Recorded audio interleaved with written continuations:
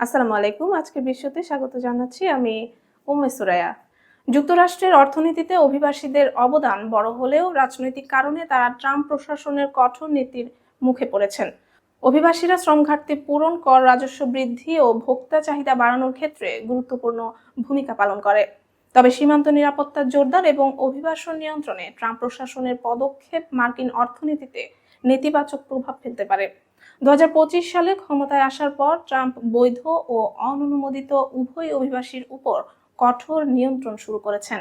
তবে অভিবাসীরা এখনো মার্কিন অর্থনীতিতে গুরুত্বপূর্ণ অবদান রাখেন। আমেরিকান ইমিগ্রেশন কাউন্সিলের প্রতিবেদনে বলা হয়েছে ২০২৩ সালে অভিবাসীরা $১.৭ ট্রিলিয়ন অর্থনৈতিক কার্যক্রমে অবদান রেখেছিল। তাদের স্থানীয়, রাজ্য ও ফেডারেল করের পরিমাণ প্রায় $৬৫২ বিলিয়ন। অনধিভুক্ত অভিবাসীরাও ২০২৩ সালে প্রায় $৩৮৯ বিলিয়ন আয় থেকে $৯০ বিলিয়ন কর দিয়েছে। অভিবাসীরা বিভিন্ন শিল্প ও পেশায় গুরুত্বপূর্ণ ভূমিকা রাখে। পরিষেবা খাতে তাদের অংশগ্রহণ ২২%, নির্মাণ ও রক্ষণাবেক্ষণে ১৩.৯% এবং উৎপাদন ও পরিবহন খাতে ১৫.৫%। ২০২৫ সালের জরিপ অনুযায়ী প্রায় ১৮.৫% অভিবাসী চুক্তিভিত্তিক বা অ্যাপ ভিত্তিক কাজ করে। এছাড়া ২০২৪ সালে ফরচুন ৫০০ কোম্পানির ৪৬% অভিবাসীর সন্তানদের মাধ্যমে প্রতিষ্ঠিত।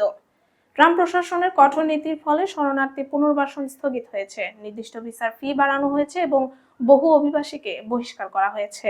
এর প্রভাব পড়ছে হোটেল, রেস্তোরাঁ, নির্মাণ এবং স্বাস্থ্য খাতে। বিএলএস অনুযায়ী ২০২৫ সালের জানুয়ারি থেকে আগস্টের মধ্যে অভিবাসী শ্রমিকের সংখ্যা ১০ লাখের বেশি কমেছে।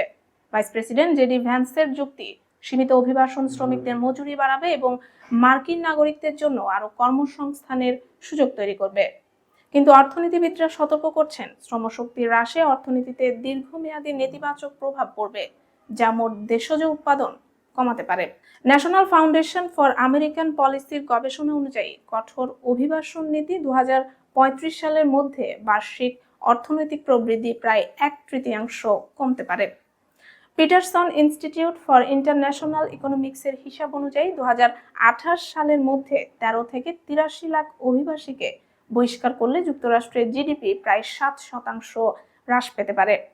অর্থাৎ ট্রাম্প প্রশাসনের অভিবাসন নীতি মার্কিন শ্রমবাজারে চাপ তৈরি করছে এবং দীর্ঘমেয়াদে দেশের অর্থনৈতিক প্রবৃদ্ধির জন্য ঝুঁকিপূর্ণ প্রমাণিত হতে পারে। সিরিয়ায় সাবেক প্রেসিডেন্ট বাশার আল আসাদ দেশ ত্যাগ করার পর নতুন প্রেসিডেন্ট মোহাম্মদ সারা দায়িত্ব গ্রহণ করেছেন। দীর্ঘ বছরের গৃহযুদ্ধ, রাজনৈতিক অস্থিরতা ও স্বৈরশাসনের ধ্বংসস্তূপ পেরিয়ে দেশকে স্থিতিশীল করার প্রতিশ্রুতি নিয়ে তিনি ক্ষমতায় এসেছেন।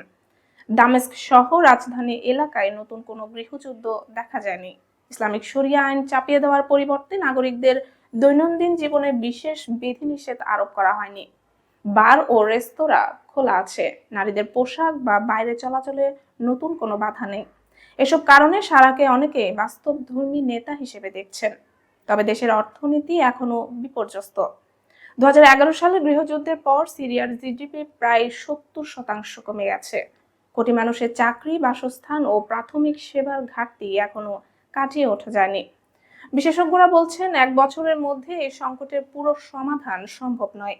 সমালোচকরা অভিযোগ করেছেন, সারা রাষ্ট্রযন্ত্র পুনর্গঠনের পরিবর্তে নতুন সমান্তরাল কাঠামো তৈরি করছেন। সম্প্রতি তিনি নতুন শুল্ক কর্তৃপক্ষ গঠন করেছেন, যার নেতৃত্ব নিজের ঘনিষ্ঠ সহযোগীদের হাতে দিয়েছেন। ফলে দেশের প্রধান কর আদায় এখন অর্থ মন্ত্রণালয় থেকে প্রেসিডেন্টের ঘনিষ্ঠ মহলের নিয়ন্ত্রণে চলে গেছে। সিরিয়ার সংখ্যালঘু সম্প্রদায়ের নিরাপত্তা ও অন্তর্ভুক্তির ক্ষেত্রে সারা পর্যাপ্ত উদ্যোগ নিচ্ছেন না বলেও অভিযোগ আছে। চলতি বছরে আলবিদ ও দ্রুজ সম্প্রদায়ের উপর ২টি ভয়াবহ হামলার ঘটনায় তিনি নিন্দা জানালেও সংখ্যালঘু সম্প্রদায় এখনো নিরাপত্তার বিষয়ে অনিশ্চয়তায় রয়েছে। বিশ্লেষকদের মতে মন্ত্রণালয়গুলোর ক্ষমতা বাড়ানো এবং নাগরিক সমাজের সংগঠনগুলোর সঙ্গে সরকারকে ঘনিষ্ঠভাবে কাজ করা জরুরি। আগামী জানুয়ারিতে বসতে যাওয়া নতুন পার্লামেন্ট সারার জন্য বড় পরীক্ষা হিসেবে দেখা হচ্ছে। যদি পার্লামেন্ট প্রেসিডেন্টের সিদ্ধান্তের বিরোধিতা বা সংশোধন করতে সক্ষম হয়, তবে সিরিয়া গণতান্ত্রিক পথে ফেরার সম্ভাবনা পাবে। অন্যথায় আগের স্বৈরশাসনের মতো আনুষ্ঠানিকতা দেশে স্থায়ী হতে পারে। জাপান এখন ডিমেনশিয়া মোকাবেলায় তীব্র চ্যালেঞ্জের মুখে।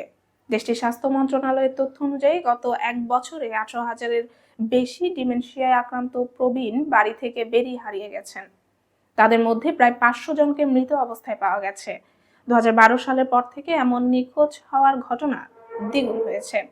বিশ্বের সবচেয়ে বয়স্ক জনগোষ্ঠী নিয়ে জাপান এখন কমতে থাকা শ্রমশক্তির সমস্যারও মুখোমুখি। বিদেশি শ্রমিক নিয়োগে কঠোর সীমাবদ্ধতার কারণে পরিস্থিতি আরো জটিল হয়ে উঠেছে। সরকার ডিমেনশিয়াকে জাতীয় নিরাপত্তা ও নীতি নির্ধারণের জরুরি চ্যালেঞ্জ হিসেবে চিহ্নিত করেছে। 2025 সালে চিকিৎসা ব্যয় প্রায় 9 ট্রিলিয়ন ইয়েনে পৌঁছাবে, যা দশকের শেষ নাগাদ 14 ট্রিলিয়ন ইয়েনে ছড়িয়ে যেতে পারে। পরিস্থিতি নিয়ন্ত্রণে প্রযুক্তি নির্ভর সমাধান গুরুত্বপূর্ণ ভূমিকা পালন করছে। অনেক পরিবার হারিয়ে যাওয়া প্রবীণদের খুঁজে পেতে জিপিএস ভিত্তিক ডিভাইস ব্যবহার করছে।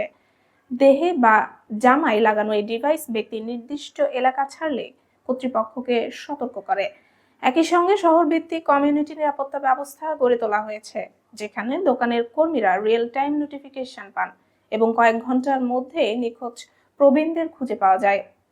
ডিমেনশিয়ার প্রাথমিক শনাক্তকরণেও কৃত্রিম বুদ্ধিমত্তার ব্যবহার বাড়ছে। ফুজিৎসুর এআই গেট মানুষের হাঁটার ভঙ্গি, নড়াচড়া ইত্যাদি বিশ্লেষণ করে প্রাথমিক লক্ষণ চিহ্নিত করতে সক্ষম। হিদেনারি ফুজিওয়ারা, ফুজিৎসুর মুখপাত্র, বলছেন, বয়সজনিত রোগ দ্রুত শনাক্ত করা অত্যন্ত গুরুত্বপূর্ণ।